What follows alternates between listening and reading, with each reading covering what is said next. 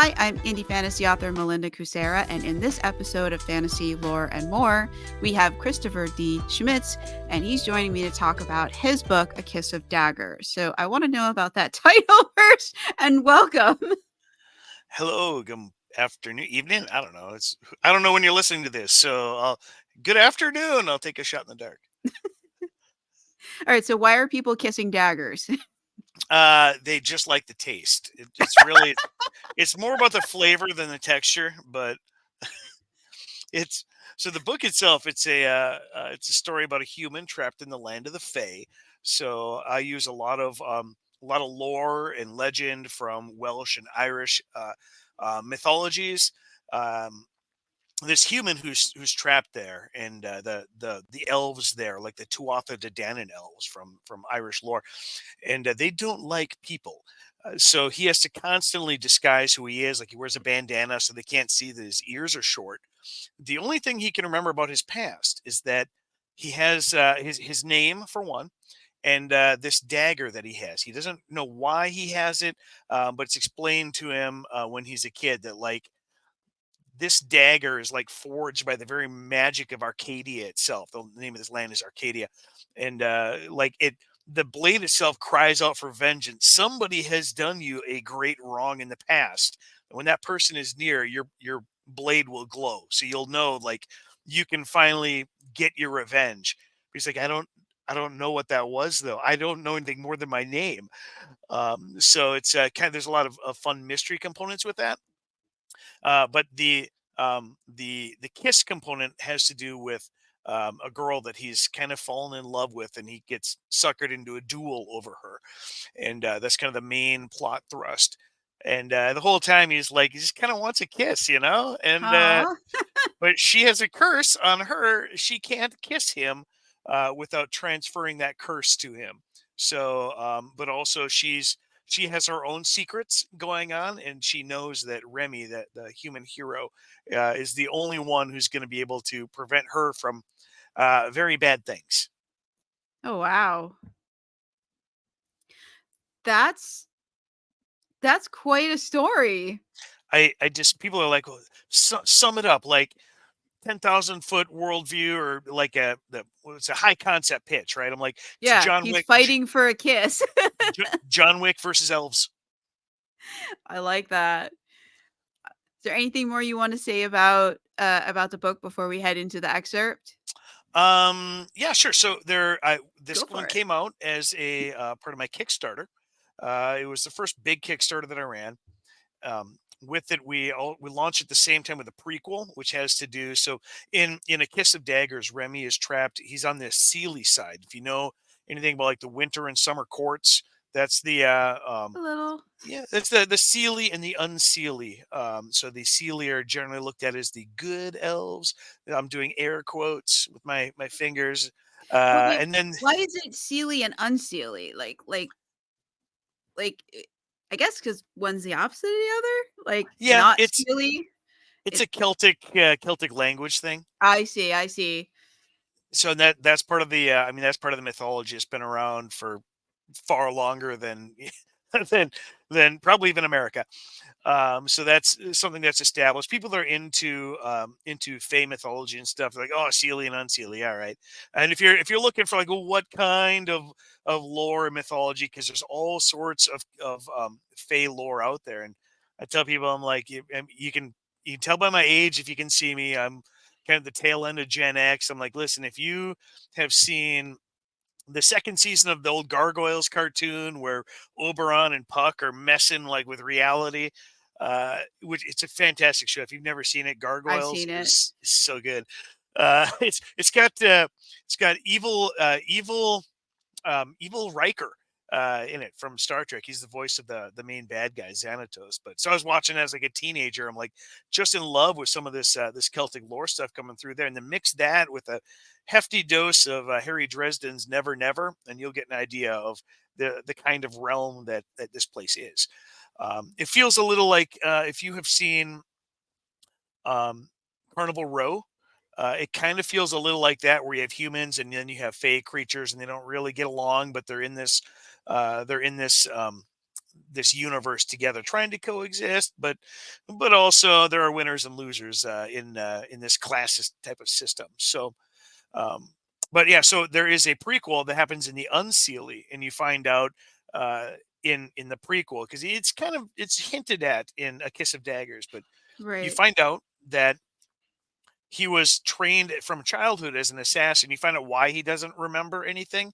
You don't you don't get any spoilers. You don't know what that was that he can't remember, but he ate some fruit from this tree that, like, literally people drop their, like, they drop their enemies in a certain part of the forest where there's this fruit that, like, mind wipes them. So then the people just get eaten Ah. by the natural predators, and it's a very easy way to knock somebody off. And he's like, all he knows, he's just eating this fruit, and he looks at it, he's like he's covered in blood. He doesn't know anything about what happened, and he winds up getting pulled in to work and be trained by this orc who's like the head assassin group for the Unseelie Queen. And where I was going with Seelie and Unseelie is, the air quotes with the good elves. They're not good elves. If you're familiar with D&D and like chaotic good and lawful evil, they're all bad. It's just they're chaotic and lawful rather than good and evil. So there's a few more rules, and life is a little safer on the one side, on the Seelie versus the Unseelie. So he winds up escaping the Unseelie with lots of violence. So nobody knows that he's still alive, and so he's trying to protect that secret as well. Um, How does a human like get trained along with supernatural beings, fey creatures, and like nobody noticed that like he's human? Because I mean, are it humans in comes this up. world like a little more gifted than the rest of us mortals? So the Fae are like, I think we get this idea sometimes that like the Fae they have all these great and big powers. Like, why would you ever choose to be a human in D&D when you can be an elf and you get dark vision and you get like proficiency with bows and you get I'm kind of a D&D nerd, right? So you get, Yeah. seems like a way better choice. But so in the world, I do describe some of the nuanced differences. Like humans, while they may live a little shorter lifespan, they're generally stronger. And I actually reference that right away in one of the first chapters. Like, he's digging a ditch, and one of the reasons he's really good at manual labor, and that's kind of how he's making money and kind of in hiding, is because he's strong enough to do certain things, is because he's human, and Oh. they're just a little lighter weight, in on the face side. And so, while there are strong elves and things like that, he's a little more, a little more gifting in that side of things, on on the physical, and a little higher endurance and things like that. Um, so he does get the living tar beat out of him while he's training. So I did that, the prequel. It's called Origins of the Fey Duelist, and then we also did a short story that we wrote because I ran out of stretch goals, and kept making money on the Kickstarter. People kept backing the project. I'm like, I need one more thing. How about I write another story? And I really loved the way the story turned out, and all of those are available on my website. That's really cool. I haven't had really to get into stretch goals so much on the Kickstarters yet, but maybe at some point in the future I'll keep that in mind though, that a short story is something you can do. That's a really good Mhm. idea. All right, So we've with gotten Yeah, off oh yeah, yeah, topic on yeah, that. Back to Kiss absolutely. of Daggers. That's A Kiss of Daggers. Yeah. And the series title, because it will be a series. I have Okay. a total of 6 books planned. I'm actually working in the next one, kind of now. I'm working outlines and that sort of thing. Okay, so And the outlines is why it's kind of. yeah, yeah, it's, I have a lot of notes. It's not written down. I like to operate off a pretty rigid outline, and so I'll be outlining. I'm currently in the middle of a 6 book, 7 book deal with something else for another series. So when I finish the one I'm working on currently, I'll be full blown into the sequel, working on that. So I'm looking forward to it. That's really cool. Should we go into the excerpt since Yeah, we've yeah, we've been talking around the book? yeah. Let's dive in. Let's do it. All right. So I'm going to read a couple of pages out of. It's a later chapter. I should explain a couple of things. So give some context for the passage.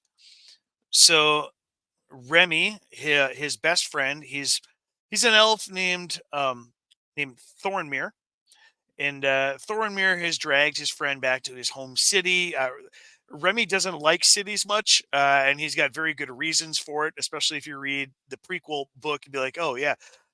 When he says that, he really means it, and he's got good reasons. But so he winds up in the city, and his friend has fallen in love with this little country elf, and that's where they're out digging ditches, just trying to make money to stay alive. And she has told him, I would love to spend some time with you. And Thorinmere he's got a heart of gold. People have really loved him as a supporting character, and he falls in love with this girl, but her brother has disappeared. He was last in the city. He's studying to be a mage. He's got some magical ability. He was supposed to really help out the family, all this stuff. The brother's name is Eldarian. And so, in the midst of all the other little plot lines, there's all these little interweaving fun A and B and C stories happening. They're looking for Thornmere. So Remy is trying to win this duel and figure out how can I free Jaira, the girl that he loves, from she's betrothed to somebody else, and if he wins the duel, he can help her out. And meanwhile, Thornmere is trying to find Eldarian so he can get his kiss. And with that, they have just stumbled upon this drug ring that they've discovered Eldarian's got a little bit of a substance abuse problem. They don't really know much about it. They've never actually met this guy. They're just operating as private eyes to help out this girl in the countryside. And so as they're doing that, they wind up like knocking over this whole gang of people who are selling this drug called Dream Hollow, which lets people like magically like transcend their body and kind of like what's the word I'm looking for, like astral travel kind of a thing, and go into what's really a fantasy version of the internet, which you can do it without the drugs, but the drugs make it a whole lot easier. So, with that, I'll read this excerpt. So he's been dragged there to this place, and Thorinmere really wants Remy to love the same things that he loved as a kid, because they're best friends. But Thorinmere hasn't been back to the city in several years since some embarrassment made him leave. So here's the excerpt. In their absence, Thornmere seemed to forget about the gang of Dream Hollow sellers.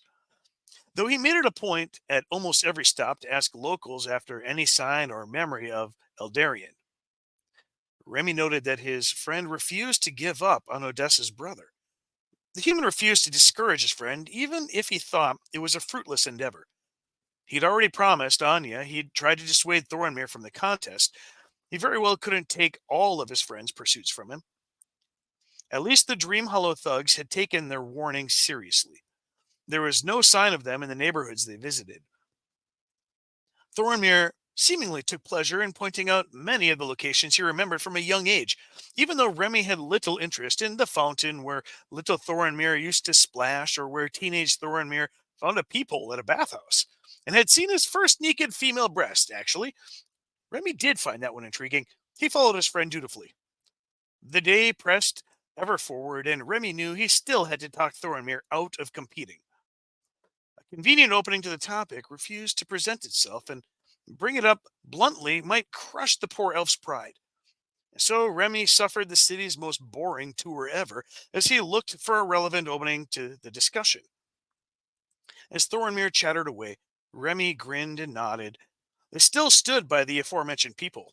A knothole in the plank wall set up on the backside of an obscure building, and the location in an alley hid any curious watchers at the rear end.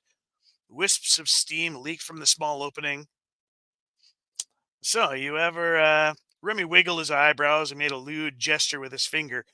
What? Thornmere stammered. He laughed. The hole's too high off the ground. Remy squinted at it. It is terribly small. Way too small. I mean, I could almost get my fist through it, sure, but wait a minute. That's small? Thormir looked obviously uncomfortable and self conscious. I'm just kidding, Remy said, playfully shoving his friend, or am I? He checked the sun's position in the sky to get an estimate of the time. His heart thumped eagerly as he recalled Jaira's dance for him the last time he'd seen her. I need to get somewhere. The contest is in a few days, Thornmere said. His voice brimmed with tension, as if he'd wanted to talk about it for a while. Also, hoping for an organic turn in topics. You probably want to see the arena still, right? He motioned him to follow. I know where it is. I want to see it too. Listen, Thornmere, Remy began. But his friend moved too rapidly. I'm actually not headed for that. Thornmere stood in the street like a statue. His sudden shift in mood caught Remy off guard, and the two friends practically spoke over each other. Remy, I've decided not to compete. With his back turned, Remy didn't need to hide the look of elation at the sudden news. Does Anya know? Thornmere bobbed his head, shrugging. I think so. Maybe. He turned to look at Remy, who tried his best to hide his relief. He showed me some stuff a few days ago and tried to discourage me, but I don't know. I think I have to find Odessa's brother. If I get hurt or distracted from the search, he might never be found. I mean, no one else is even looking for him. Remy stretched his lips thin. Anya does not know, but she worries for you. You should tell her straight away. Thornmere narrowed his eyes.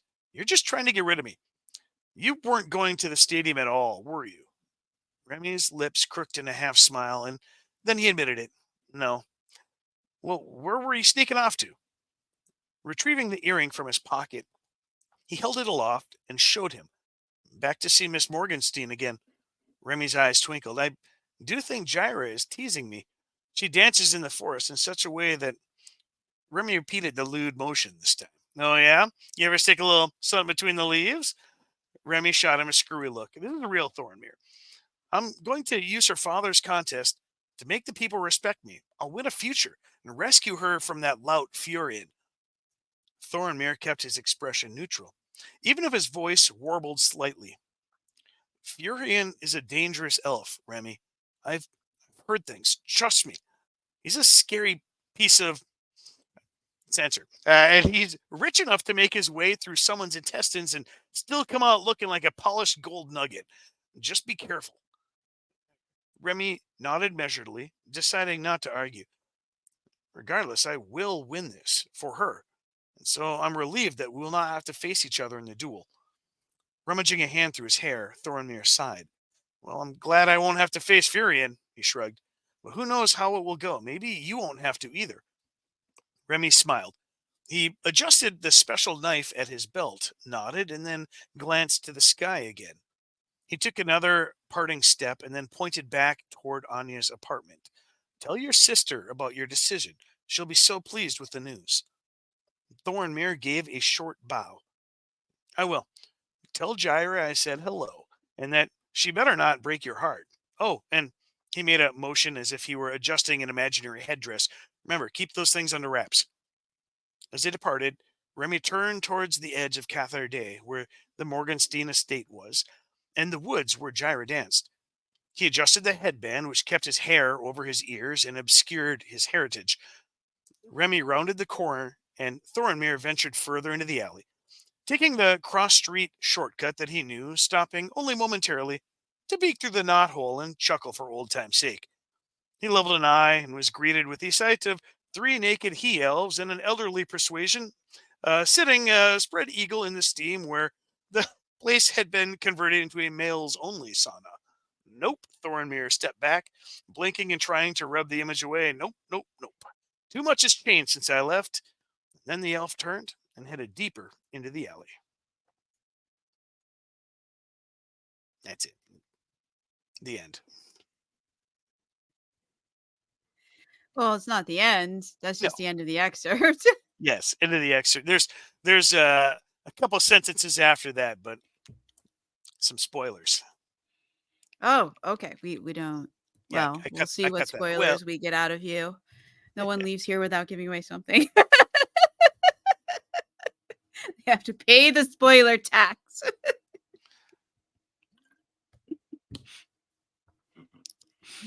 All right. So let's. All right. So we've got Remy, who's a human. We've got his friend, who's an elf. Seelie, unseelie, or does Uh, it not matter? it with the elves, it doesn't matter so much. There are many kinds of fey creatures. The I Tua, see. the Tuatha De Danann are the elves. So actually, come to think, I think I got the backwards. The Tuatha De Danann, I believe, are all the Seelie creatures. Um, There's a distinction made in the book over which is an elf and then just which is a fey creature, because there are some earth creatures there too. It's different sort of, you might find a bear Right. or a wolf. So that's not necessarily a fey or magical creature. It just is. So there is sort of a difference between the elves and the other fey creatures. Yeah, like there would be other things. For instance, the queen of the Unseelie is not an elf at all. She's kind of this. They call her the Spider Queen, the Spider Queen Ragathana. And there's all sorts of fun stuff about her, sprinkled throughout, and you will see her more in the prequel. But there are trolls as well, and you learn that there's this epic backstory going on in the lore of their world. In one scene, Remy realizes he's kind of looking because he's more familiar with the Unseelie, and trolls are an Unseelie fey creature.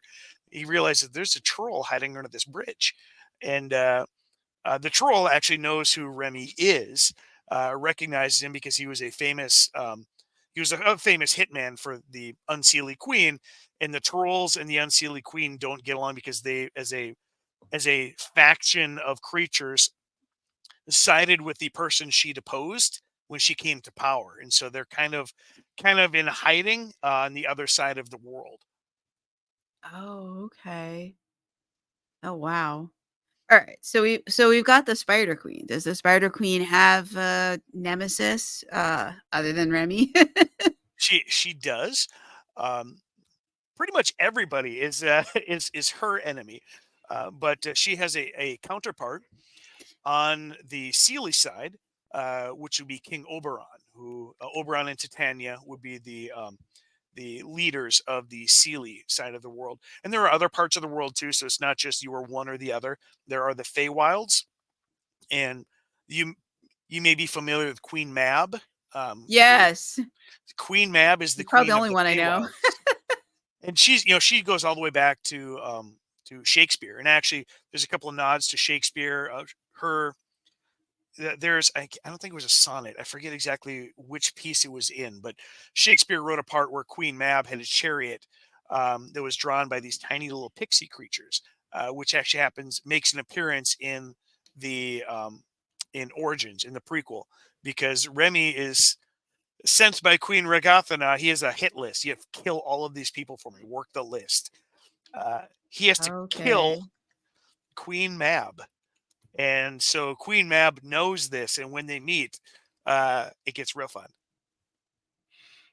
Wow. So so okay, so Queen Mab is usually like the winter fae. Is Yep. that true in your story? And then I think Oberon and So Titania are she's the wild summer fae fae. in here. Yep. So Oberon will Okay. be king of the summer court with Titania. Um, Regathana will be in the Unseelie. So the true king, who there's a larger story arc that will play out over the 6 books, would be King Wolflock, be the brother of Oberon, and he has been deposed after a war. In some of the Fey history and lore, we have something called the Helltide, which is a tithe. It's an ancient word, means tithe, where um, Oh, you have to okay. give human babies and sacrifice them to keep the creatures, the demons, from at bay, so they can't come and like wipe out the world. And so all of the magic, and there's this whole political class working behind the scenes, um, and which will get bigger and bigger as the story goes on, because they're the only ones keeping out a whole other dimension of creatures from the infernal realms. And you find out that this war that was fought long ago, the war where the trolls sided with, like saved King Wolflock, and that's why they sided against Queen Regathana later. Like all of this comes down to this epic war that was fought long, long ago to keep the demons out of Arcadia, and also hurt them in other areas. So like that, you find out like Earth as a dimension, it does exist. Just Remy has no idea how to get there. He only knows that that's where humans belong, but there are humans here too. And so there is some idea that there could be portals and ways to get to other dimensions. So he could get home, and he's by the end. Okay, so a little spoiler. Um, he is offered. I mentioned the name in the excerpt, Furion Vastra. He's a dangerous elf. He kills a lot of people in duels, and he is engaged to Jyra Morgenstein, the elf woman that Remy loves. And Jyra's secret is that she can see snippets of the future through magic, and that's a Oh, gift that wow. nobody's allowed to have, because you could potentially use that to overthrow even King Oberon. And so they collect those people for a variety of purposes and get them out of circulation. So Jyra can't tell anybody that, but she knows that Furion will kill her at some point, for any number of reasons, because she hates Furion Vastra, knows that Remy can save her. So yeah, it's got a lot of these little tangents going in different directions, and you pull on one string, and everything else shifts in that direction as far as the storytelling goes. So that's why I have to operate from a very tight, a very tight outline. Oh, wow. So so okay. So then does Jyra know that Remy is human? Yes, yep. She She knows. discovered that pretty early on. So at their first meeting, when they're out digging ditches, and Remy and Remy and Thorinmere are out there just trying to earn a wage so they can keep eating. Um, and somebody is sent after her. So there's this whole culture of dueling, where it earns you honor, and you can like legitimately like take out a dueling contract on a political or business enemy, Mhm. and like send a duelist is just somebody who's going to go, and like if you have the license for it, you can essentially try to assassinate somebody, and there's a whole system around it, almost like Hollywood, with there's paparazzi and everything. Like you can do a political smear against somebody. If we get a picture of so and so of an actress doing drugs, or some guy, some famous celebrity actor hooking up with, some woman of the night or whatever. We can use that to completely ruin them, and we can use that for our own advances for our career or whatever. So Oh, there's this wow. whole dueling culture that exists, and somebody tries to kill Jyra and her family because they thought Furion would be with him, and Furion gets lots of hitmen try to kill Furion all the time. And Furion is Fu He's he's Jyra's betrothed. betrothed. Okay, okay. Yeah, I knew they were linked, and it was okay, so and it's a betrothed, and and it's that was not. like a arranged kind of thing. It doesn't Yes, sound like it was something she wanted, and so the he the go fun on. reveal is that he's marrying her for her family's money, and the fun reveal later on is that her family's broke, and her dad was doing the same thing. So even if it's a very fun kind of revelation that isn't isn't too it's pretty thinly veiled. Like you figure that out probably before we certainly Oh, figure out before okay. Furion realizes it. So the families arranged this thinking they were both gonna benefit, and neither one's gonna benefit because both sides are broke. Yep. Now Wow. they got lots of political clout, just no actual capital. Although Furion and Remy, because they're linked as kind of mortal enemies, they stumble through some of the same things in the same places. And Furion sees that Dream Hollow drug thing that I was talking about, and goes, This looks lucrative." So his financial woes might not be for the long haul. So, and is it like so this that drug, the Dream Hollow, is it something like magically based, or is that's like Yes. Yep. And I call this world arcane punk. So it's a little like Victorian steampunk. So there are machines and contraptions, but instead of like electricity powering things, it's all powered by magic. By ah. this stuff, you can buy it, and it's kind of like a magic charge. Think like a battery charge, and all of that. There's this whole mystery thread, the things surrounding Eldarian, and the lost elf, and all these children and orphans that are going missing. It's part of the larger scheme that's going to play out over the course of several books. that was tied into the Eldarian storyline. Um, that's all also tied into the drugs. It's all one. It's all the same thing, and it's been a blast to write it. Okay, so you said before that like there's different dimensions, and one of them is Earth. Like, is it like alternate Earths, or like do they like stack together? Like they're like the is there the Fey version of the what is it, the tree that's in Norse lore that connects the So, different realms? Are they You're just you're free barking up the floating? right trail. Yeah, you're getting pretty close. They're just Yeah, I think floating it's around. Idrisil. So there's the Earth realm. Hmm. In my mind, I would like to connect like the Norse mythology to that. I don't know that I'm going to do something quite so extreme, but I would connect like the infernal realm, which would be like the hellish realm, like where the demons would exist, and then some sort of angelic or heavenly realm, and primarily because those things are in the lore. And with the Norse component, I would like to, because I mentioned things like the Dvergr, which would be the Celtic uh, dwarves, because while there was a lot of raiding and stuff by Vikings, whenever you have certain things that come in, it changed parts of the lore, and that's why we have many different versions of Celtic lore and mythology, because you have stories that were told, and then stories, they're the same story but they're a little bit different, that came into circulation after, say, a Norse invasion, where they would have come over and, yeah, and raided, that area. And so now they've learned some of those things because they've left their footprint then on their mythology. And then you have a whole new one again, when the Christians came in and Christianized, slash Romanized the the Celtic world, created a written language, whereas there's all oral tradition prior to that. So you could have multiple versions of the same story, each with different outcomes, each with different sets of symbolic meaning and things behind that. And even like they talk about, King Oberon was supposed to actually be like this other Roman king, and the story is really is symbolic of his overthrow of this guy over here or whatever. Um, which then would be different than when Oberon was listed by, in a certain story. So it's all very like Celtic lore out of all the sets of mythology across the world. It's so interesting because of the fact that so many invading cultures came in and reshaped those lore at different points. So with the idea of the um,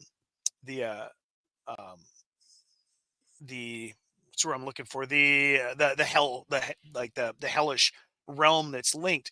That one does come directly out of the Celtic lore, and so that's why that one for sure is there.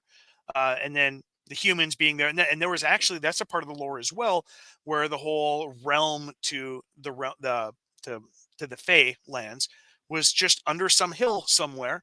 And then with the North, the Dvergr, you've got people under the hill, although Tuatha De Danann was the children of the gods. That's what they believe the elves were.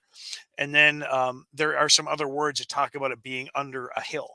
Where so there is this whole symbolic idea of there being another linked land that we could just kind of walk down a stairway in the middle of this hill somewhere and wind up in a whole new realm. So them being connected is less a product of my storytelling and more a product of, this is what the mythology says, and so I should incorporate it.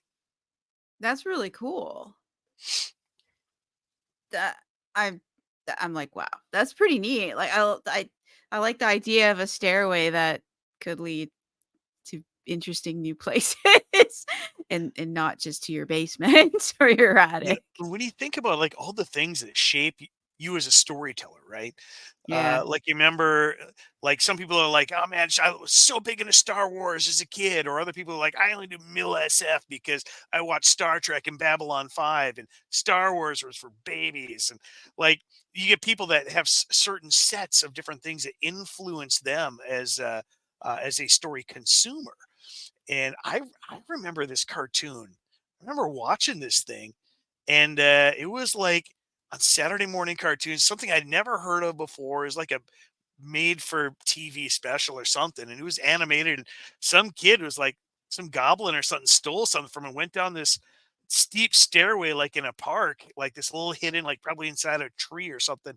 And like he wound up in the whole realm of the goblins. And I have no idea. If you know what this is, I want to know because I want to go watch it. I will recognize it if I see it, but I haven't been able to find it. But little nuanced things like that, I'm like they come out in stories later on, and it's fun to look back and realize where some of your influences were. Like I mentioned gargoyles earlier. Like Yeah. everything's an So, homage at some level. wait, this goblin thing. So they I think I know it. I think I've seen it. I don't Like remember I the know name, it's but I think I've seen it. Um, it sounds familiar. I know. And art I style mean was a little more like the original Hobbit, the animated I mean, movie, it could and have been a Rankin and Bass. They did I other think it things was. than The Hobbit. I can't think of it, but they've done some other projects that were very popular, in the 70s and 80s. Um, was it the original? I think I've seen it. I think it's definitely Rankin and Bass. I'm almost positive it Um, is. Yeah, I think if you, like, search them, like, something would come up that would tickle the memory, maybe I I was think. pretty young when I saw it. I was probably I was elementary age, so this probably would have been I know that's why I can't remember. I was really young when I saw it, I think. yeah, like mid '80s. Yeah. Yeah, I was a child of the '80s. Dating myself. Actually, I don't care if I date myself. Nothing to lose there. Yeah. Yeah. Yeah. Like the first was it the one of the one of the Star Wars came out when I was a baby. So Yeah, yeah, I think me too. I was born in '79, so I was born in was '80. So but I yeah. know I was a baby when my parents went to see it. I don't know. That's the apocryphal story. They went to a drive-through to watch Star Wars and they didn't have a babysitter, so they just brought me with them. Yep, yep. They were like, "Ah, she's too young. It's never going to have an effect." And now years later, I write fantasy books. Gee, mom and dad, maybe it did have an effect, but It had the a right good one. one. Yeah. So, all right. So going back to this. So this is like so the dueling culture. Like, how did it get that dueling culture? Um Mainly, so one of the things about Fey lore is, if you've read much about it, it all is just like so Harry Dresden always he talks about this a lot. And the Dresden Files are very popular. Whenever Right. there's an interaction with the Fey and he has somebody who's not familiar with him, don't eat anything, don't make them any promises. Yeah, be Don't if they careful offer you a about drink, bargaining with them. yes, Yeah, never I've read bargain with the some Fey. of those. Yeah. So, and that's a pretty common trope with anything Fey related. And so along with that, the Fae treat each other that way. Like it's very political. Everything is bargaining. Everything is kind of positioning, especially if you are one of the elite class. And there's a lot of classes. There's a couple levels in the upper class. They talk about it in the political structures because we'll see in some of the future books. We will see the like Oberon's court.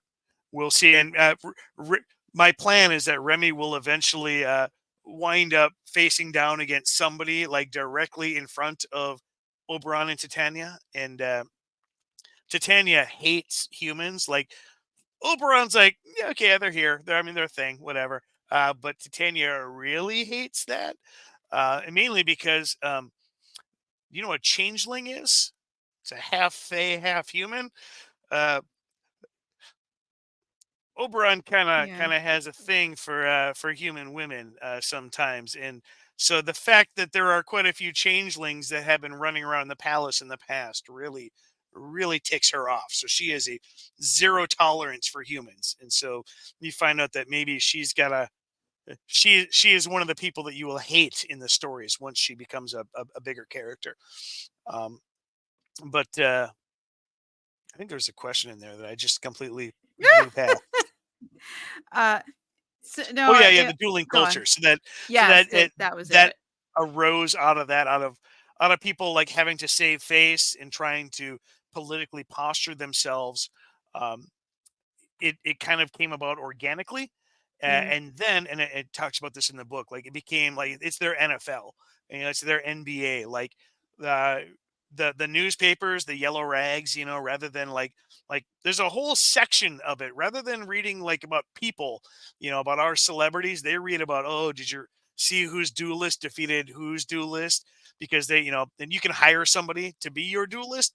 Otherwise, you have to fight them. Otherwise, you'll lose honor. You'll become the laughing stock, And so there's all this idea of saving face in their culture and about not looking weak and politically posturing yourselves in certain ways, right. such that you might even arrange a marriage, thinking you're going to gain some money out of it, and all you have is your name and your status. You don't have anything. So all of those, kind of that whole worldview, that whole dynamic is wrapped up in the idea of honor and defending your good name, almost like Victorian in many ways. If you think about Mr. Darcy, being willing to to chase down what was his name, who absconded with young Miss Kitty. Spoiler if you haven't read Pride and Prejudice, sorry, but it's been around for a fair while.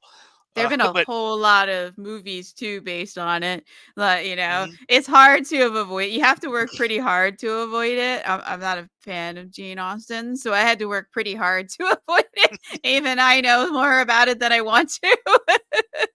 I, also, like there's no version of the movie worth watching that does not have Colin Firth starring as Mr. Darcy. Like, Yeah. but I hope you have an Yeah. attention span because it is it's a long watch.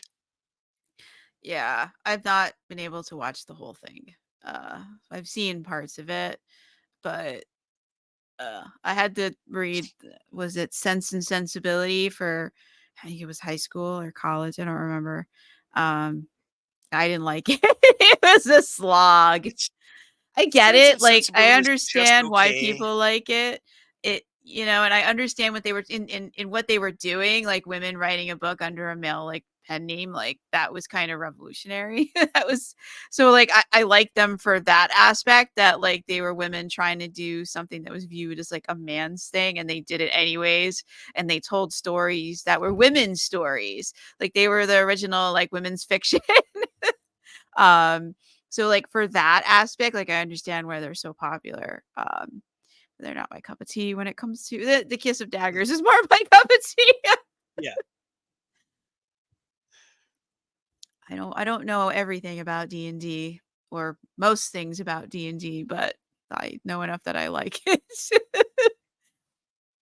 But going back, so all right. So how did the humans all right, so if they don't like humans, like, it doesn't sound like, why would humans go to the Fey realm? Like, is there something there that they want?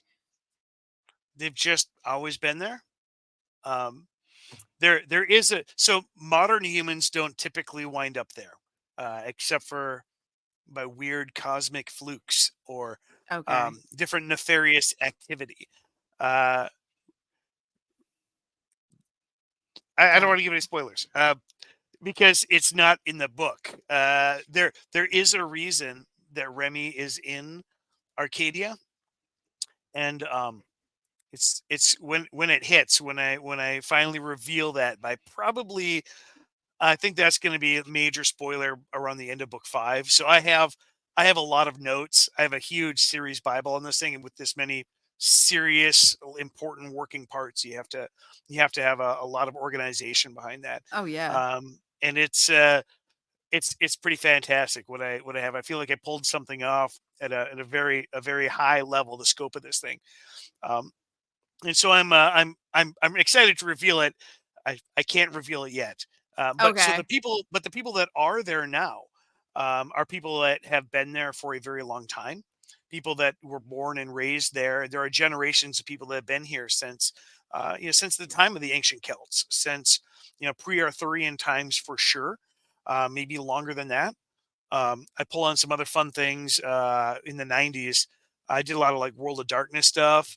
Really love like Werewolf, Vampire the Masquerade, things like that. There was a pack of werewolves entirely based around like Celtic lore of called the Fianna tribe, and that's all based on a lot of other lore, some obscure things like in searching out all of these.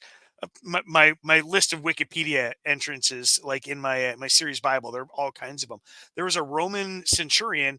He was the only survivor, and it's actually one of the oldest references to werewolves and how when Rome had expanded up into that region, this would be pre-Arthurian era. He was the only survivor, and everybody else were killed by these monstrous wolf folk. And Oh, could have wow. been Viking berserkers that were invading. There's lots of theories about it, Yeah. and if I pulled it up, I could give you a name and drop the story. But just very super interesting lore. And so I have you don't see any werewolves in A Kiss of Daggers, Right. but you'll probably see them in the next book.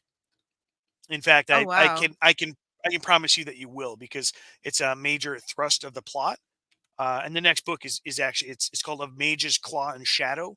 So there's the magic component. There's this whole unfolding mystery. There's a giant conspiracy going on revolving around the Dream Hollow that's going on that Remy is still trying to figure out. Him along with Anya.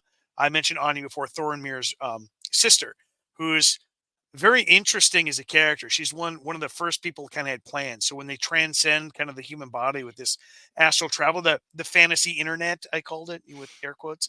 Um, she is an Aethermancer. An Aether is this kind of realm of thought of astral travel. It's not a different. It's not like part of the that infernal realm or the human realm. It just is like a land of magic where if you've seen like X-Men, it's kind of like where Professor X goes when he leaves his body in spirit.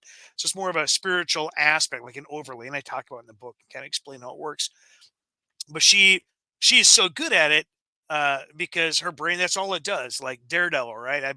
I Mhm. can't see, so my senses go all into something else. Well, she's a paraplegic in this world, like in like this little steampunk like wheelchair contraption, and she can like access the ether as this ethermancer, and so she has access to like internet type stuff that other people don't have because of her special abilities. Oh, wow. But then That's the really claw cool. in a mage's claw and shadow, the claw is the gonna be the people, and Remy does meet them, but he doesn't really know what they are in the book. He just he's got a sense of them. And he's like, these are okay. So these are the dangerous humans that all the Fae hate, and they all think I'm. Well, Remy's dangerous too, but Oh, it's fun. There are a wow. lot of factions out there. So when they're traveling in the Aethernet, where do they where do they end up? Do they So their body stays there, but Yeah. it's kind of like yeah, being able to like move your soul to untether. That's actually what they Okay. call it. Where they say there's a huge problem if you untether, like if your body loses the link Mhm. uh, to your soul, like you literally just slip away and die. Um, and the Dream Hollow will allow you into the ether without that. So kind of like when you think like Native American dream walking and things like that. Like Oh, if you go okay. into that spiritual realm and you forget who you are, or you make a deal with a spirit creature and you get kind of that spiritual amnesia, you can just die in reality because your spirit has left. And so it's kind of like that, Oh. but you can Okay. build things in there. So, and as an Aethermancer and people, the businesses, in addition to like hiring a duelist to protect their honor, their secrets and their information will often be kept by an Aethermancer. So, because they don't have computers, they don't have a lot of these things, but they can Yeah, build like constructs of but pure everybody's thought. got a black book. Yep. And a list of So, who owes them money or yes, whatever yes. the coin of the realm is. And so if you can tell, I really love world building and Yeah, no, this is putting very together cool. something that works and makes sense. How long can they stay in the aether? Is there like a time limit before they have to go back or It kind of depends. If you're accessing it by Dream Hollow, or other pharmaceutical means, which Remy does in the first book. And he discovers, I do not like it here because all of your thoughts and your fears, if you can't really control your heart and your emotion in the ether, Right, uh, right. you're in trouble, and you're going to be fighting all of your darkest fears rather than out just hanging out and doing the thing you like, clicking on the fantasy internet stuff. Yeah, yeah. Um, so you it there are certain dangers to it if you're an Aethermancer, and so they use technology to do it, like kind of like um, so it's kind of a techno fantasy at that point for the Aethermancers anyway. Um, she can stay in there kind of forever, and there's a scene where Remy actually walks in. He's been off exploring, doing his thing, while because he sometimes has diverging interests from Thorinmere, and Mhm. Thorinmere was doing another thing, and so he walks in and he's like, "Oh, I see Thorinmere's here sleeping good. We're all here. I'll lock the door behind me." And he thinks she's sleeping, but she's just like conked out because she's not paying attention to the real world. She's paying attention to what's going on in the ether. But she's also so talented that Remy realizes later because she starts talking to him that she can be in both places at the same time, which is you have to be pretty talented to be able to do that, but that's because she has so much skill. That's pretty neat. And it's a spiritual world, so, like, yeah. And when you leave there, you go right back to your body and Yes. hope it Well, like you and if should you're anyway. yeah, if somebody were to stab you while you were in the aether, in the spiritual realm, you'd be stuck there, right? It's a great question. Like if you die in the physical, Yeah. What I happens to you I do there? talk about that, but I don't want to tell you Okay. And for reasons. can you die in the ether and or, like, is Yes that and not no. okay? Because it's not a So physical realm, right. so So kind of like the Matrix, right? Like if you die in the Matrix, like your body thinks that it's dead, and so it mhm, dies. Um, something that happens um in the prequel book, actually, when Remy's there. He's this crazy guy that he meets in the book in the course of his travels is like, oh yeah, if you eat this magic mushroom, you'll go to the spiritual place. And so he's using that to try and save a friend, and he realizes at a certain point that there is an Aethermancer in that army that he's like sneaking through them because he's like, oh, they can't see me. That's right. I'm an incorporeal being right now. And then an Aethermancer turns and looks right at him. He's like, oh crap. Uh, and he's yeah, like, if we not were in so, the real world, grasshopper, not so. if we were in the real world, he's like, I'd kick your butt. But he's just getting it handed to him. He's like, he's on about to die, and he's like, wait a minute, it's not real. It's like being in a dream. So I don't need to breathe. So he just stops, and the guy who's like choking him is going to kill him. He's like, "Why isn't this guy dying?" And he's like, Remy's just like, I cracked the code. I don't need to do physical stuff because I'm not physical." So he kind of like that moment in the Matrix where Neo kind of like realizes, "Oh, I can do whatever I want here." Yeah. But Remy does not go into the ether, not anymore, for reasons. Not if he can help it anyway. I mean, like, it sounds like I it sounds like it's not, like, the most fun place to go. Like, it's somewhere you'd only go if you had a reason or if that was your power or something. It's because even the Matrix, like, Well, and, I and and don't if you can, like, if you, so it's a lot of it is how you see it. This is yeah, more similar to Harry Dresden's Never Never for his Feyland, where it's I more a definitely didn't product. wanna go there. Well, it's more of a product of who you are in like your Yeah, own inner peace and turmoil. Whichever one you're on. So the guy who gives him the mushroom, it's a friend of his who he's made in his travels in the first book, who takes him on his first trip, so to speak, air quotes. It's a drug trip because that's how they access. And he's a fey creature, a little less effective on him, but when he goes there, he wakes up like because they both kind of they drift off asleep and then wake up in the ether. And he's like, "This is my home." And here's three framed pictures of my brothers. right. He's the creature is actually he's a cluricon. They're similar to a Mhm. leprechaun. and like these are my family, and these are like my trophies. These are all. He's a prankster. He's like, this one right here is like this is my memory. If you look at it closely, you be able to relive the memory. This is the time. And he goes, this is why Queen Mab hates me, and why I can't join you with going to visit Queen Mab, because I played a prank on her and wounded her pride. And if she sees me, she will kill me. Uh, but you want to see what I did? It is like, so it's like a collection of his memories and being able to relive these thoughts and dreams, and access those. And you can do that jointly. And like you could break into somebody else's stronghold in the Aether, and have access to all of their secrets and hidden things if they're there. And that, of course, is that's what Anya, the Aethermancer, is good at. Um, so for him, for the Hmm. Cluricon, it's great because he's very ordered, like, and he's very fun, and he's a jovial guy. He doesn't really have much to worry about. Remy, who's been working for the last 15 years as an assassin and straight up murdering people, against his wishes, but he still carries the weight of his conscience. He goes to the Aether, and once the Cluricon is gone, and he's like, yeah, just go have fun. Let your mind wander. Not with that much baggage. So he does Yeah. not have a good trip.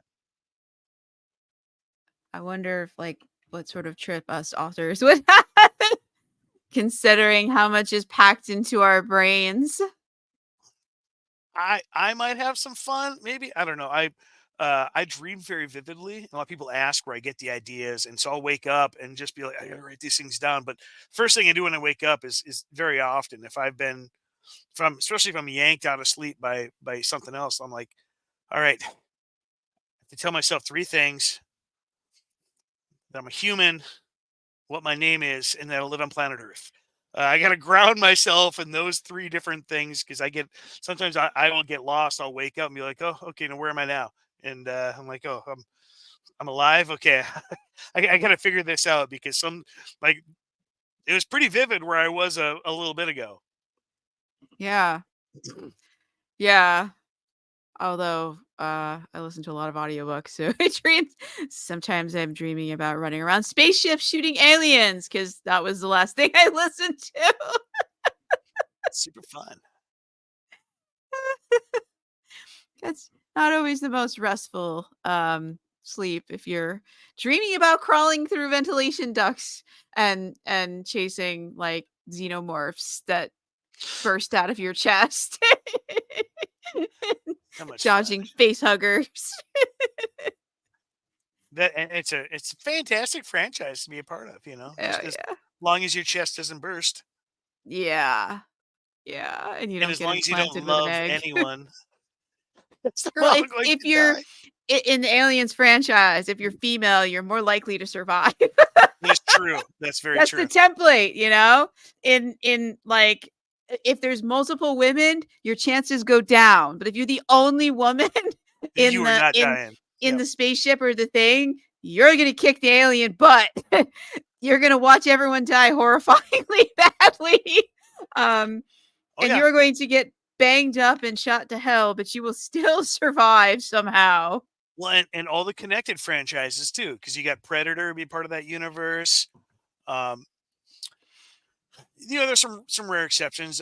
Technically, Riddick is supposed to be connected to that universe too, and you got the same thing. You get the um, the tough as nails girl, who comes on later in the scene, or later in the series, where she comes back because she was the kid who survived in the first movie. Yeah. Um, so I guess if you are a girl or if you're bald, that's the metrics.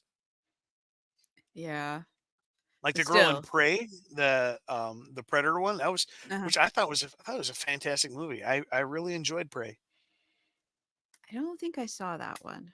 It's the one where the Predator comes back and he's hunting Native Americans. This would Yeah, be I didn't. during like the French Indian War. Yeah, I saw the promos for it, but I never got to see that. So I will have I think it was to free correct on that. Hulu or Amazon, which one of those two when it came out, and it was good. Like it was just it was closer to the original Predator movie with Schwarzenegger, Yeah. where it focused on the character and their development rather than on big explosions and special effects. Like the effects were cool, but they I didn't like try to that do better huge when they things. Yeah. focus on the character, like the original Aliens with the focus on Ellen, like Ellen Ripley was like Yep. that's what cemented my love of like sci-fi. Like there was a woman being a badass. Hmm. She was pretty badass. Well, see, and similar with like it's not just that franchise. Well, other things are connected, like the Yeah. Terminator franchise, loosely, like Sarah Connor, right? Like Sarah Connor, she's pretty awesome. I love Yeah, I love the Terminator. almost anything Terminator. I love the new one that they did with what's her name from Game of Thrones. She was Sarah Connor. I thought that was a solid movie. It was a solid retelling. Not so much the Salvation movies, but the even Terminator 3, I thought it had points that were likable. I mean, Terminator 2 is obviously the cream of the crop. Yes. That was the one that I saw, and then eventually I went back and saw the original one, but I saw the Arnold Schwarzenegger T2 Judgment Day with Sarah Connor and the kid and I've seen that movie like, I don't know, probably 100 times since I was a It's kid. fantastic. It was Now, just like what's that was the fun? movie. So I'm really enjoying right now on Amazon the Jack Reacher series. I was, Really? I read the books. I didn't check out the show. and I Um understand why you might not, because Tom Cruise did such a bad Jack Reacher job. Oh Um, yeah, my friend and I from work went to see all the Tom, even though we hated them, and like we because we read the books together, like we had to go and see it. His I think girlfriend Tom made so Cruise. much fun of us for that. She's like, "But you hate the movies with him in it." I said, "I know, but we have to do this." I think he lobbied hard to get the role He was because not the right person he for was it. not, but he loved the series, Yeah. from what I had read, and so that's why he goes, "Listen, I'm Tom Cruise. I'm gonna be Jack Reacher," and so he was. But the new series, it's fantastic, and the Oh, the second really? season just wrapped up a couple weeks ago, and but in the first episode of it, so the bad guy in the second season is the guy who was the T-1000, and so in the scene, a guy's walking by, and you know how like celebrities and people in hiding will give like fake celebrity names, like when they check in at a hotel. Mhm. And one of his lackeys walking by, we found the person we're looking for. They're at a hotel. They used this name, some famous whatever name, and also checked in, under the name Sarah Connor. Just what a stupid name. Who like that's not even a real name. I would. It's just like it's funny when you're like he was spent all of his early career looking for Sarah Connor, and it comes full circle. It was just if you and it's one of those, if you weren't paying attention, you wouldn't catch it. But it was fantastic. Just a fun little homage that somebody slipped into the show. Oh, wow. That's like that's I did that's I love that. That's gotta be so cool because I loved everybody who's in that movie. Um, yeah, that and I love the Gray Man books. I have not watched the show about the Gray Man because everything I've read, it differs considerably from the books. The only thing it has in common is the name,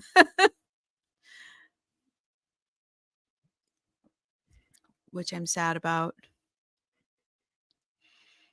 So I haven't I've not watched read those either. I those. don't know if you're a fan of Mark Greaney's books. I am a big I've fan. heard about them, and people that love them really love them. I love I them. It's not come up on my TBR yet. Well, when it does, like, you won't be able to stop reading the series. I introduced a friend of mine to it, and he's like, "Damn you. Now I have to read the whole thing because you can't read just one." It's more Yep. CIA, Black Ops. Well, he's a contract killer for hire because he doesn't work for the CIA anymore.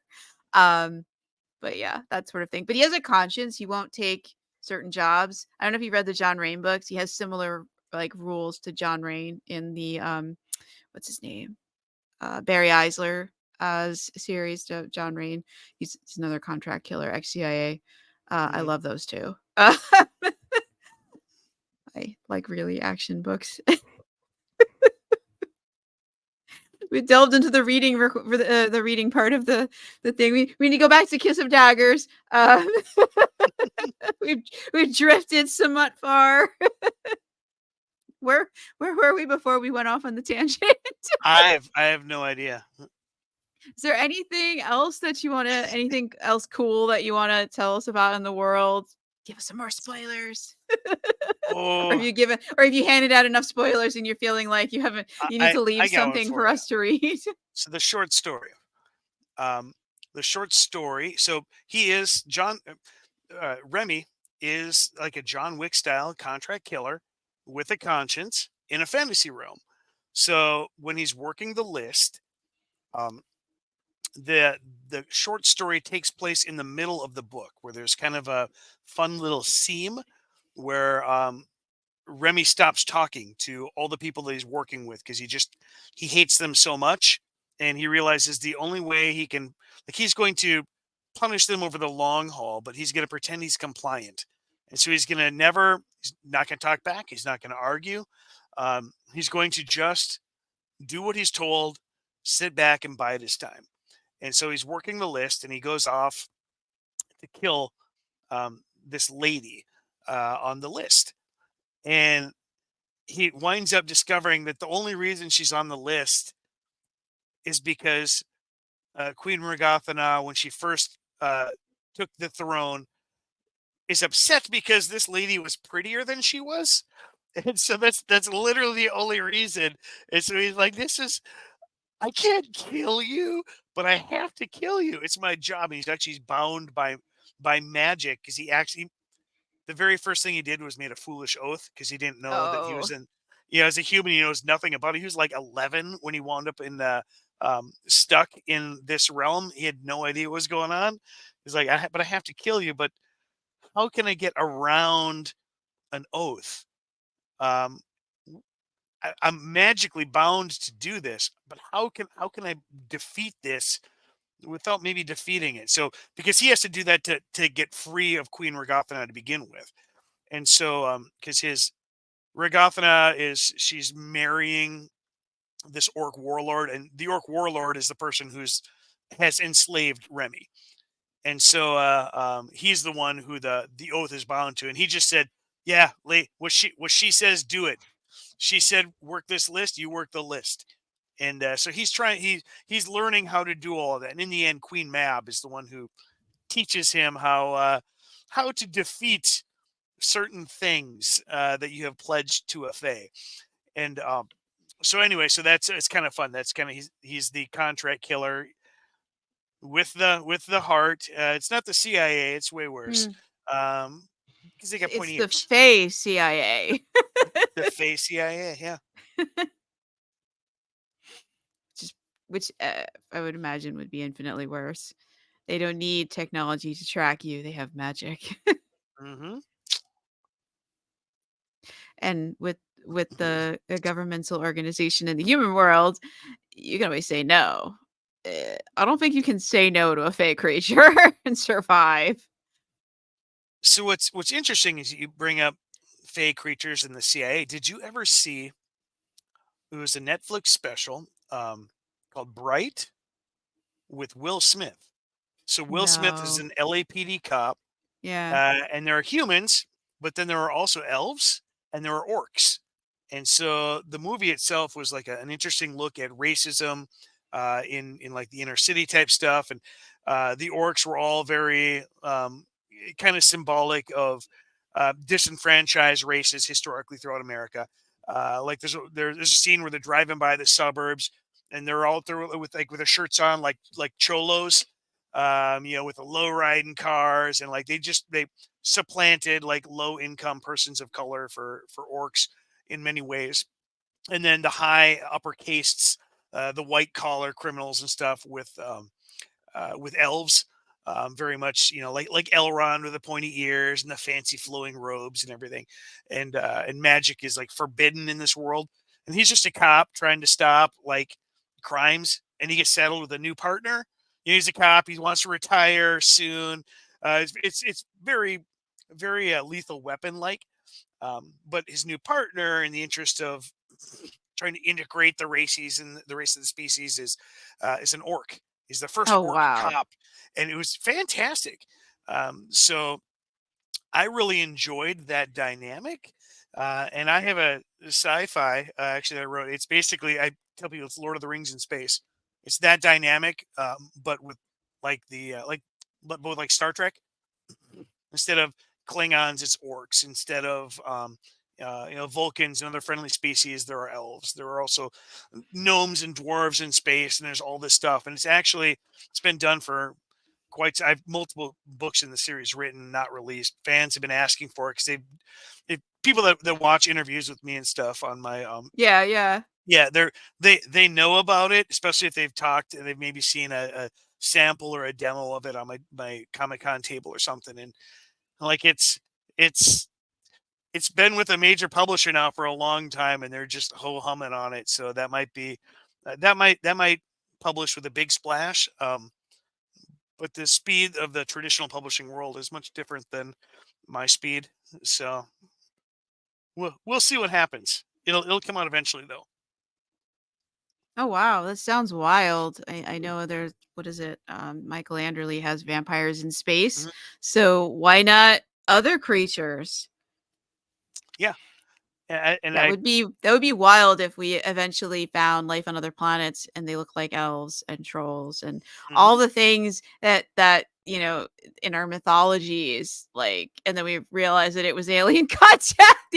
These were first contact That stories. is exactly the origin on this story that I wrote.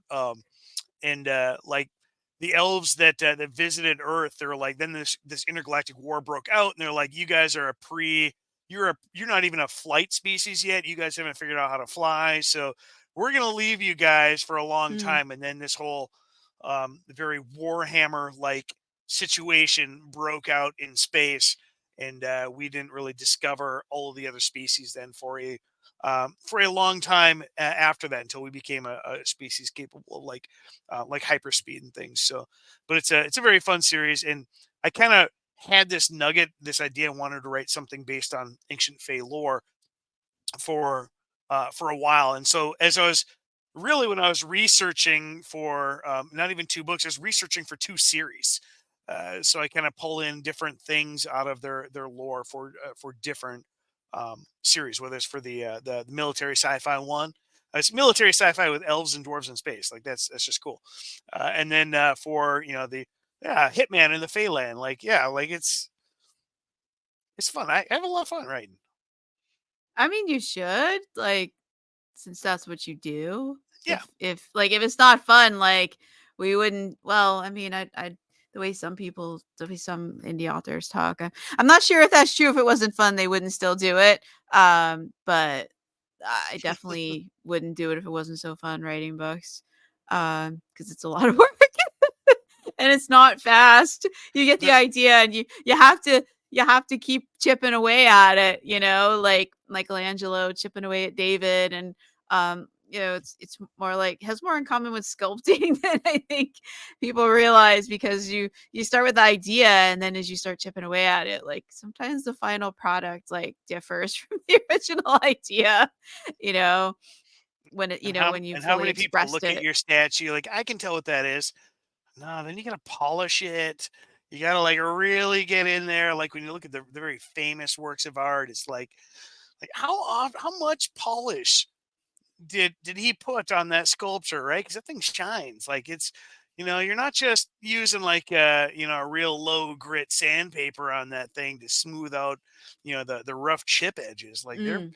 there's a significant amount, and like all that to say, I'd rather be chipping than editing. It's Well, editing is its own chipping. Yep. Um, I'm in the middle of editing something too, so Fun. I feel your pain. I didn't edit I didn't even touch it today. I was like, I just can't. It's Friday. I'll write. I'll work. I just can't. I'm not gonna do any editing today. I just don't want to do it. you know, I have Mhm. time anyway, so um, but because editing is not fun. Um, not for me anyways. Maybe there are people out there who do enjoy it, but I'm not one of those I people. I enjoy the first couple Enjoy the revisions. shaping, the writing. Yes. Once you That's know what the happens, I'm like, okay, I'm done. The book is done. I'm done where's the publish button?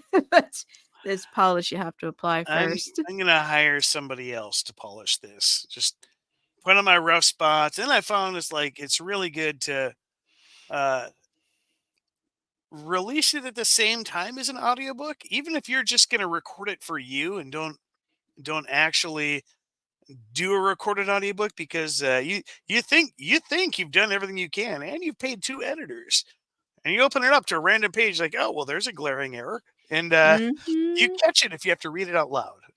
But otherwise, Yes. it can slip through so many cracks. Yes, I've read some of mine out loud, and yeah, I know exactly what you're talking about. And you're like, how in the world did I miss this? Or you're reading it and a sentence looks great on paper and in your head when you're reading it, but just trying to say it, and you're like, what was I thinking? This is a tongue twister. I can't get the sentence out without mangling it. Send help. Hmm. I changed a few of those because I was like, I can't get the words out in the order they are on the page and have them sound like they make any sort of sense. I just did. I know we were talking earlier about how I've got all my stuff now. I'm now moving digital products on my website, and I just did an audiobook that I'd been promising to people forever. For that, it's one of my top three selling books. It's a post-apocalyptic sci-fi thriller. And with that, with doing the audiobook, I'm like, it's a good thing I'm indie on this book because I got to change a few of these sentences. And it's what I love about the systems. I can just click and do it. Yeah. That's definitely one of the pros that we have is that we're the last people. We're the first and last people involved, and like we make all the decisions, and if we want to upload another version, hit the Hmm. button. Yeah. This has been awesome. Is there anything else you want to say about A Kiss of Daggers or anything else we've talked about? Sure. So I got one thing in Kiss of Sure, Daggers go ahead. with it being a series. It's I have the Kickstarter is live for pre-watching for the upcoming book, which is called Of Mage's Claw and Shadow. With the Kickstarter, I'm going to do something special. We did on the first one. We had like foil on the covers, and it was the first time I played around with that. I'm going to try and do, because this book gets a little darker. Remy has to go back and pull on all the stuff he knew about being an assassin before in order to save the people that he loves in this book. So we're gonna go black pages with white ink. Oh, Probably do the wow. bold foil again. Like I'm hoping to do one of those real fancy, exclusive, like a real nice limited edition, special edition book. Is it really gonna be black paper, or is it gonna be, like, Mhm. black ink covering the No, white no, paper? because Because I've that seen people do curves the it both pages. ways. Yeah, and you're not supposed to do it. And I wish people wouldn't do it because that impacts the rest of the authors. Because the price we get quoted from printers is based on the expected norms. And if everybody starts doing that, they're gonna have to start making changes, and that's gonna actually drive the prices up for us and our cost per unit. Because then we'll have to pay for the other people who are just like abusing the ink stockpile. So anyway, but no, there's CC printer does that. It's SCSE. Because Oh, yeah, I think yeah. you and I are part of the same Kickstarter Yeah. group online, and they were talking about it there, and I've looked into it, and they got nice high quality looking product. Yeah, I wanna do one on the black pages, but I need enough pre-orders. The next Hmm. one would have been perfect for that because it takes place partially in hell.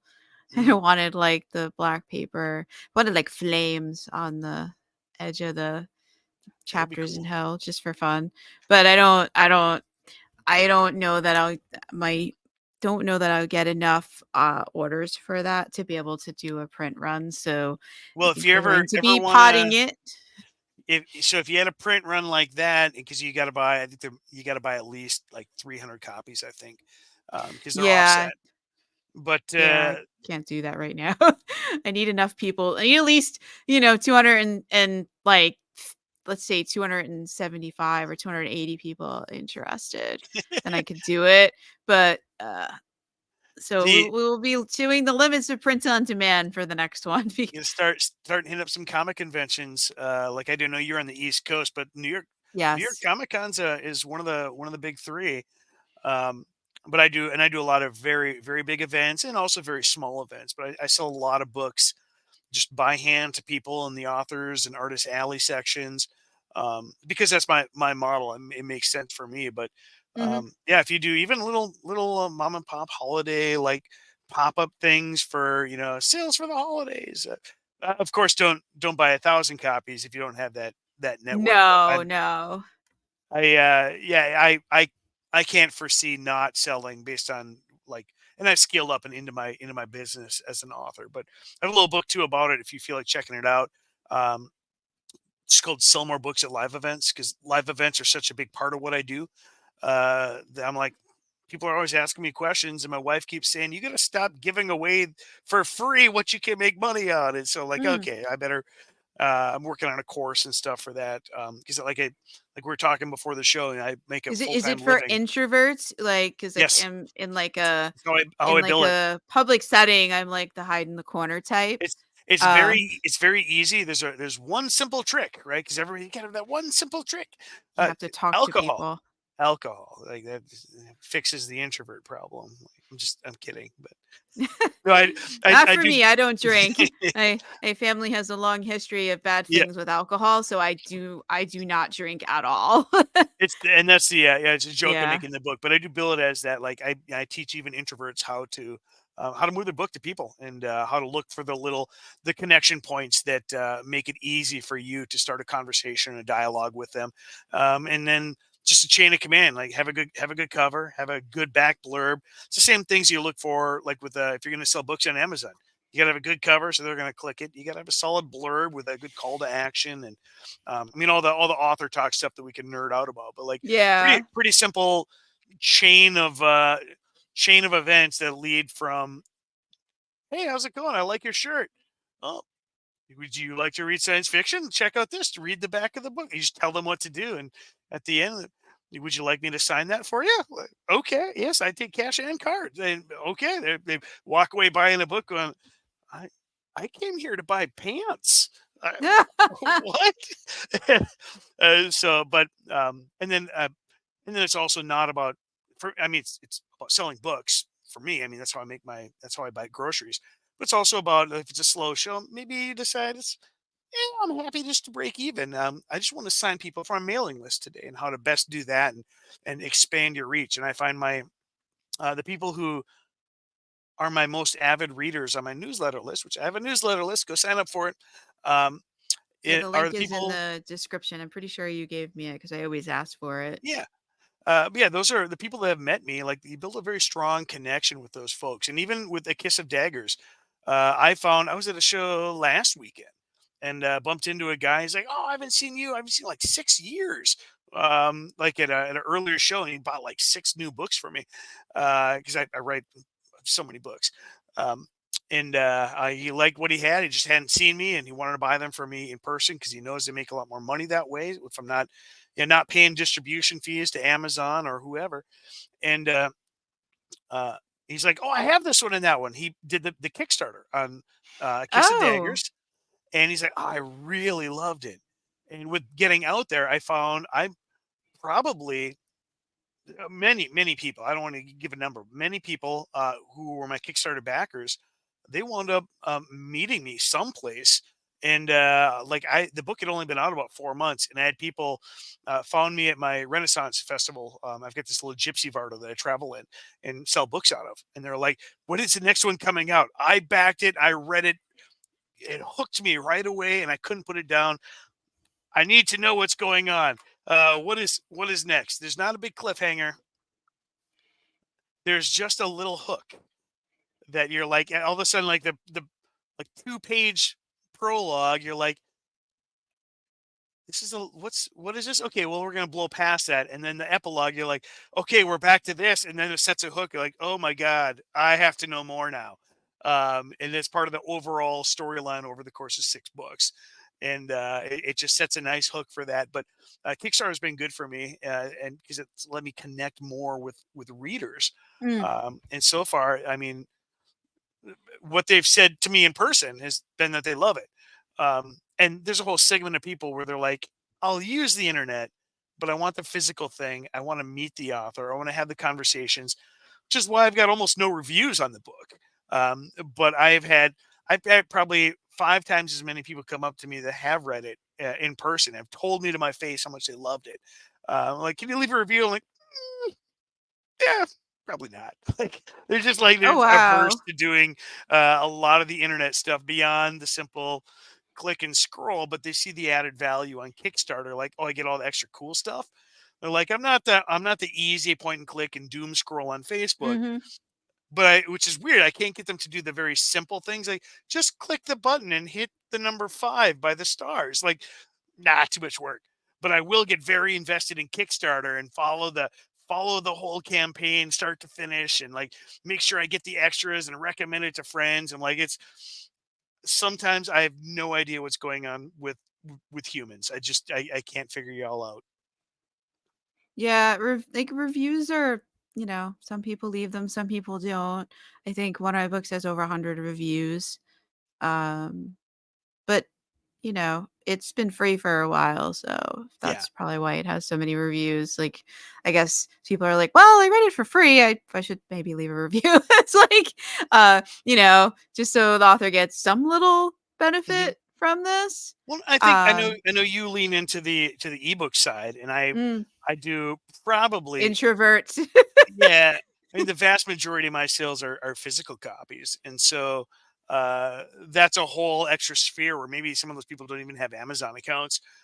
They buy them other means, other methods, other sites, and so to ask them to do that, maybe that's the kind of the big hiccup. And they're buying physical, whereas when you get to the end of the ebook, it pops up. Tell us what you thought, and you just hit the thing, and there it goes. So maybe if I sell more ebooks, but also we were talking before too. I don't really care so much about the accolades. I'm here to I'm just here to do good fiction, and hopefully people will like that and do something with me later. It's all about I'm gonna kick that can down the road. Yeah, I mean, I like the reviews because it's like it lets us know that like what landed and what didn't. Because like we're all, I don't know, I don't have like beta readers, or like I have no input from like anybody, and like the reviews are the only way I know. Like, did you like it? Did I hit all the things that you wanted in this? I tried. Did I do it? Did I get it? Was there like I one of the fan favorite characters I left out of one of the books because I couldn't figure out how to fit them in, and I was like, well, they'll have a really big role in the next book. It'll be fine. And in the reviews, they just let me know that no, it was not fine. They should have found some way to shoehorn him in there. Or put some kind of note that like, I'm sorry, one of your favorite side characters isn't in here, but it just couldn't make it work. The trick Um, is short story, side quest, just with the side character. In the notes at the end, sign up for my newsletter list, and you'll get this for free, and you can find out what he was doing. Well, no, I covered it in the next thing because it was a 4-book story arc, so very little time passed in between them because it was a big conflict with the characters decided we needed to have multiple villains. I argued against this, but obviously I lost the argument It happens. because there were multiple villains and one of the most powerful characters, which we needed to defeat them, lost his magic in the middle of this because he made the wrong decision despite all the outlines. And he's screaming at the computer screen like, "What are you doing?" And then, I've had yeah, that happen. Yeah. like, "I don't know how to get your magic back. You were supposed to get rid of it. You're Why are you you're looking at you're me? You typing, caused you're this." typing. "Oh, no, I Yeah. killed him." Oops. I was like, "Oh my god, how am I gonna keep you alive? Mhm.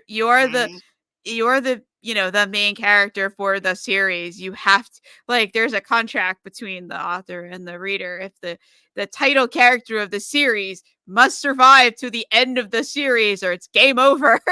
And I had a lot of other things that he was supposed to do, not getting rid of Mhm. like losing his magic to the literal devil was not one of them.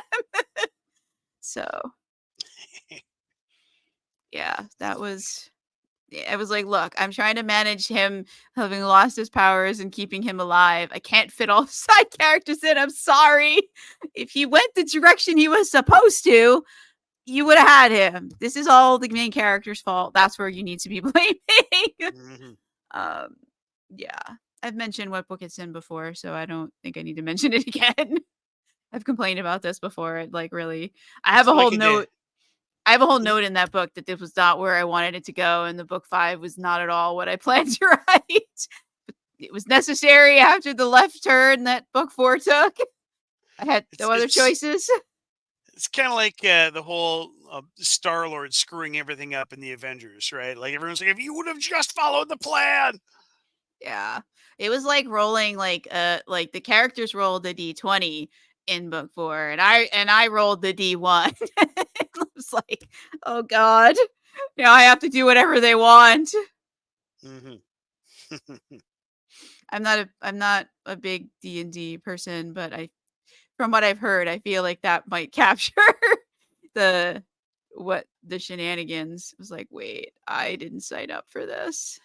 Yeah, pretty much. Yeah. Is there anything else you want to say about A Kiss of Daggers?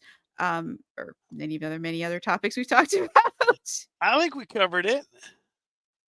Cool. And as we said before, the links are in the description or the show notes, depending on where you're watching.